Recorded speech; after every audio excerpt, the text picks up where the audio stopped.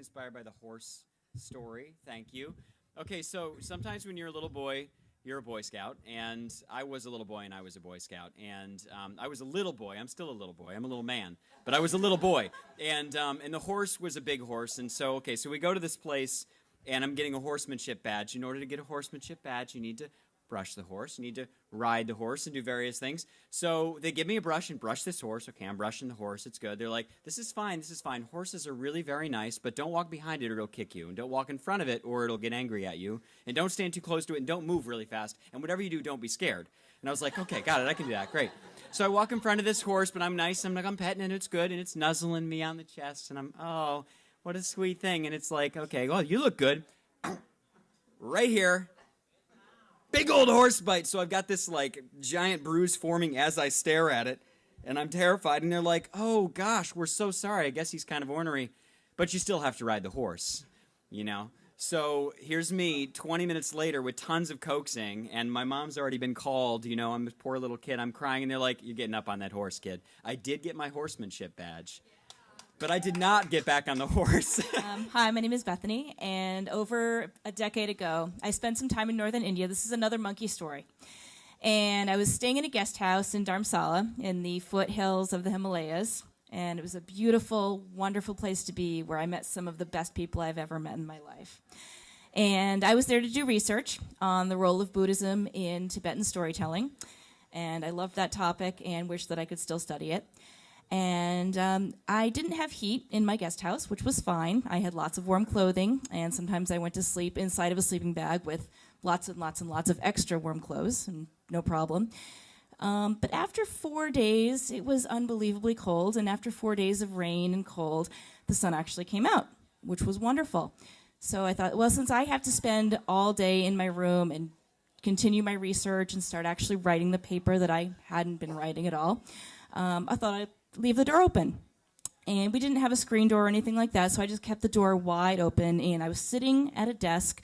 My back was facing the actual door, so I was trying to stay focused, and at one point, I heard these very large, heavy footsteps coming behind me, and I thought, I did see a lot of monkeys today. And I was given some special monkey training earlier about how never to feed them, never to take their picture, and not to get close to them.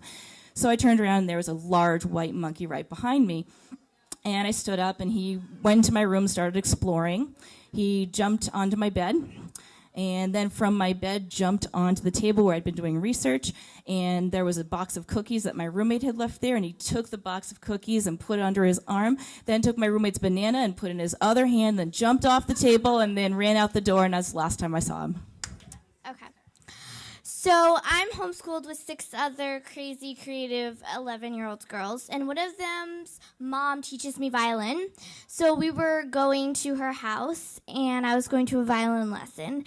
And on our way in, my mom actually, she was walking in the gate, and we were after her, and she turns around, and she's like, "Guys, there's something that I have to show you." We all walk in to the steps, and there's a little baby squirrel sitting on the middle step, and he's kind of just crouched over, and we walk closer, and we're on the first step now, and he's just like 2 inches away from us, and he doesn't run off like the rest of the squirrels do.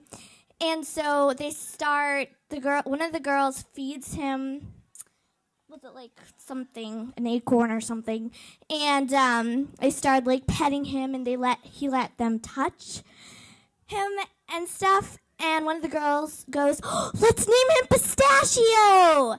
And so we named him Pistachio, and I went to my violin lesson. By the time I came back, they were all like huddled around him, and I picked him up, and we put him in like a padded shoebox and brought him to my house. And we actually had that squirrel for a couple months, and we took care of him because he was actually, the street that he was on was really, really, really, the cars went so fast, and so he's probably going to die if we didn't take him. So we did, and we actually made this huge like wooden box for him that stayed in my backyard.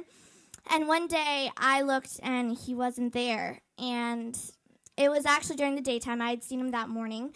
So he probably ran away and was ready to go. and he might still be alive in my backyard, but he also might be in the stomach of some sort of beast. So I had a 5-minute story, but I will downgrade the size of the beast from possum to smaller beast for a smaller story. So I was living in Philadelphia, and we lived in the company of many furry and not so furry friends with 6 feet and with 4 feet and yeah.